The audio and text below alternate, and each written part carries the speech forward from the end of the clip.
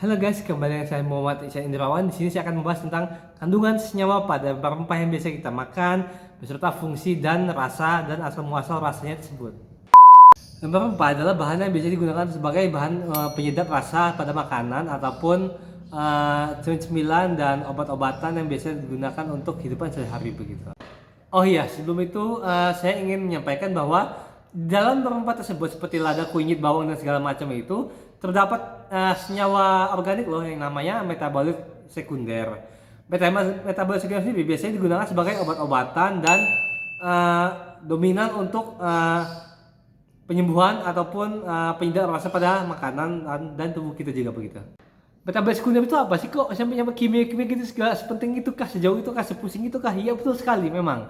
Di sini metabolit sekunder adalah suatu senyawa penting di mana digunakan sebagai fungsi utamanya prioritas sebagai obat-obatan dan juga pencegah penyakit pada tubuh kita, sehingga rempah yang kita makan tersebut adalah suatu zat penting, zat urgen potensi yang dapat mencegah kita dari berbagai macam penyakit begitu, obat-obatan.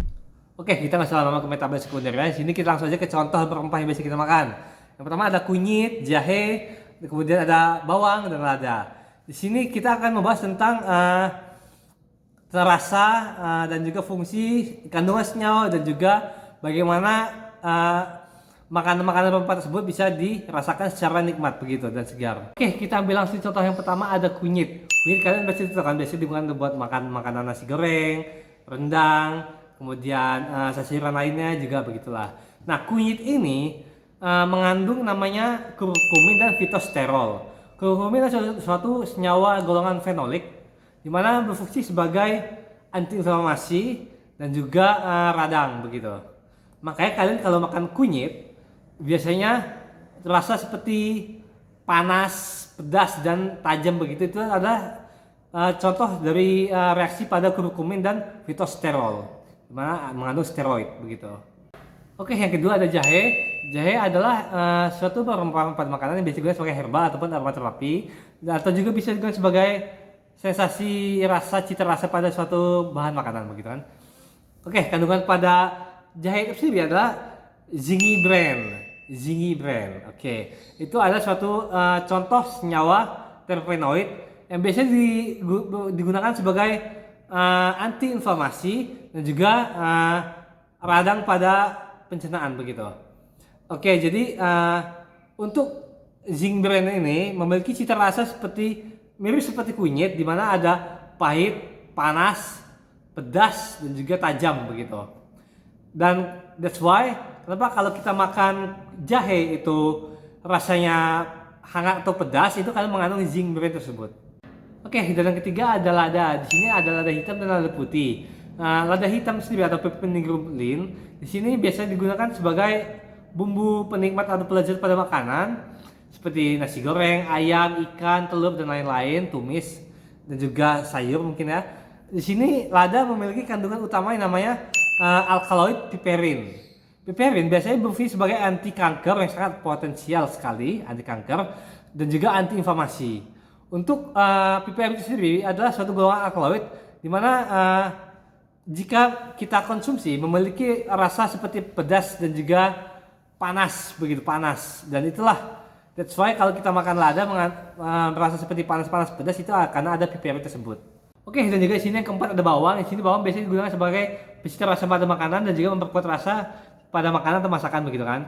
Di sini bawang mengandung senyawa penting yang namanya quercetin dan allicin, di mana mereka berdua termasuk golongan metabolit sekunder juga, termasuk golongan organosulfur, di mana organosulfur ini juga senyawa penting yang banyak dicari pada kalangan masyarakat karena juga rasanya yang sangat penting dan juga fungsinya sangat penting.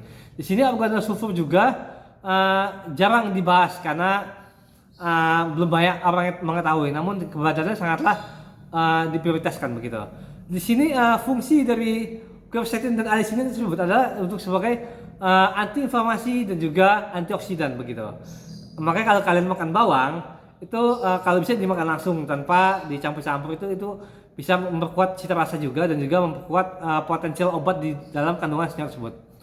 Jadi bawang kalau kita makan konsumsi juga, bawang tersebut bisa meningkatkan imun dan juga kekuatan pada tubuh begitu kan.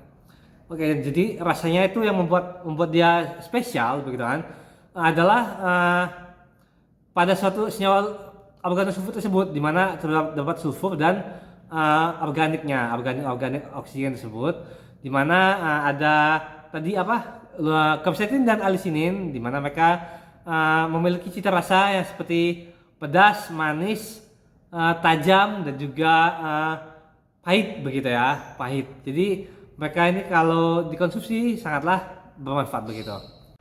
Oke, sekian informasi yang dapat saya sampaikan tentang rempah tadi. Semoga kalian tidak pusing, tidak kebablakan, pusing gitu kan. Dan di sini ya intinya rempah itu pokoknya dominan banget. Kalian harus jaga kesehatan tubuh kalian. Di sini saya sudahi, saya akhiri. Jika ada yang salah saya mohon maaf. Jika ada yang keliru bisa dikoreksi di komentar. Nah, pokoknya cukup itu saya bisa sampaikan. Nah, saya akhiri. Dadah.